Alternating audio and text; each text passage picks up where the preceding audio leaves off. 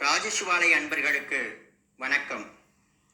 இன்றைய பதிவில் சங்கடகர சதுர்த்தி விரதம் பற்றி உங்களுடன் பகிர்ந்து கொள்கிறேன்.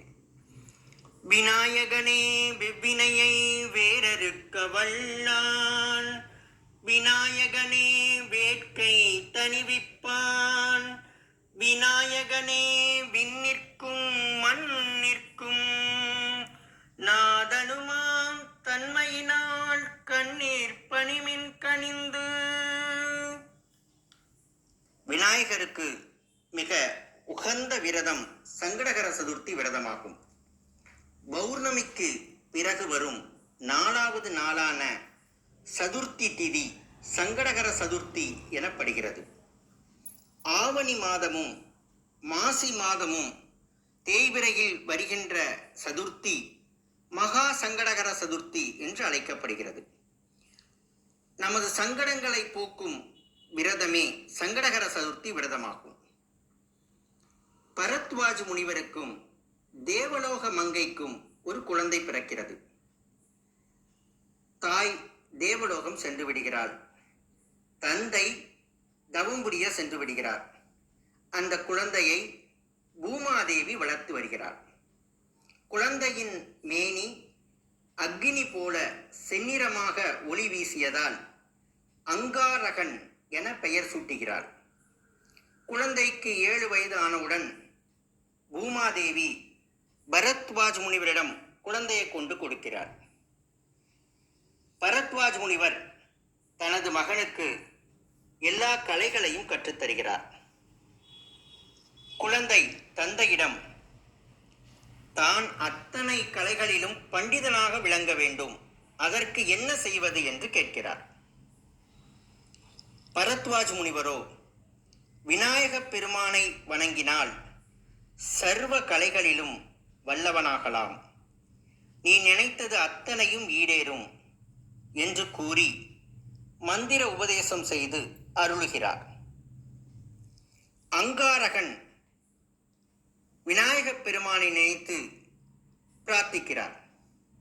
அவருடைய பிரார்த்தனையின் பலனாக மாசி மாதம் சதுர்த்தி திதி அன்று இரவு சந்திரோதய காலத்தில் விநாயகப் பெருமான் காட்சி தருகிறார். சர்வ மங்கள ரூபத்தோடு விநாயகப் பெருமான் காட்சி தருகிறார். அவருடைய சர்வ மங்கள ரூபத்தை தரிசித்த அங்காரகன் அனைவராலும் மங்களன் என்று அழைக்கப்பட வேண்டும் என்று விநாயகரிடம் வேண்டுகிறார்.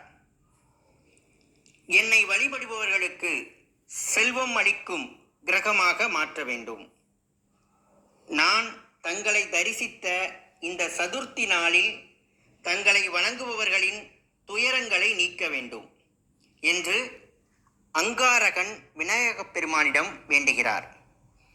அவர் கேட்ட வரங்களை கொடுத்து சங்கடகர சதுர்த்தி அன்று வழிபடுபவர் சங்கடம் நீக்கி அனைத்து வளங்களையும் தருவேன் என்று வரத்தையும் அருளுகிறார்.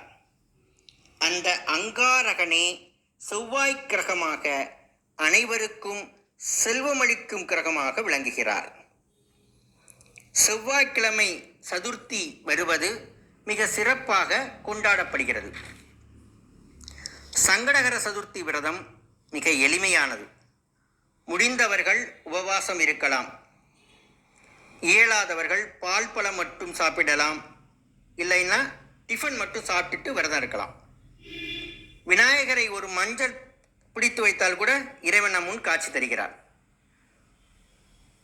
மாலை வரை விரதம் இருந்து சந்திர தரிசனம் கண்டு விநாயகரை வழிபட்டு விரதத்தை முடிக்கலாம்.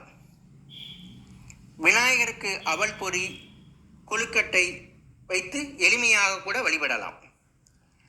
நவக்கிரக தோஷம் உள்ளவர்கள் சதுர்த்தி விரதம் இருந்தால் நவக்கிரக தோஷத்தை விநாயகப் பெருமான் நீக்கிவிடுகிறார்.